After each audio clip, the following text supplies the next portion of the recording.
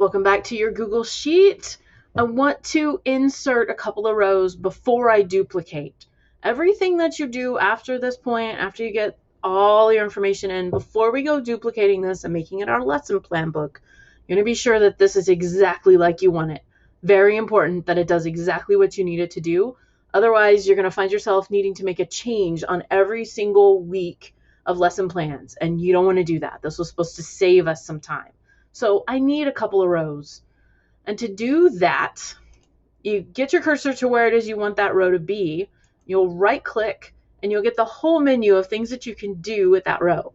I can cut it or copy it or paste it.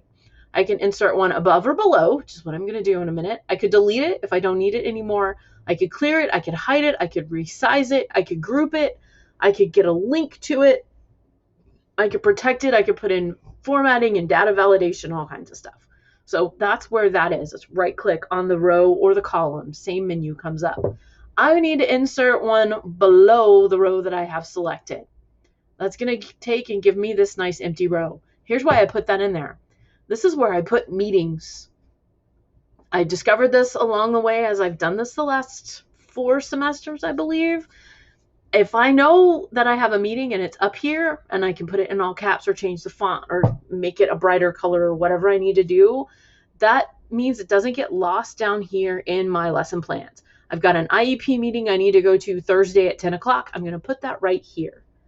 I've got to be sure and take care of this. There's a football game that I'm going to need to make the programs for. Whatever it is, I put that information up here at the top so that I can find it very easily. As I'm looking at the week at a glance, I'm going to start up here and I'm going to see that that's what it is I need to look at.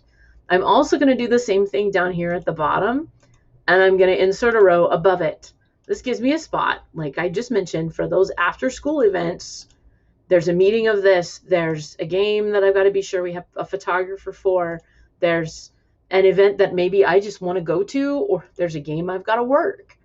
And all of that information can go at the bottom, and meetings can go up here at the top. Obviously, you're going to do whatever it is that works for you, but that's how you insert a row above or below.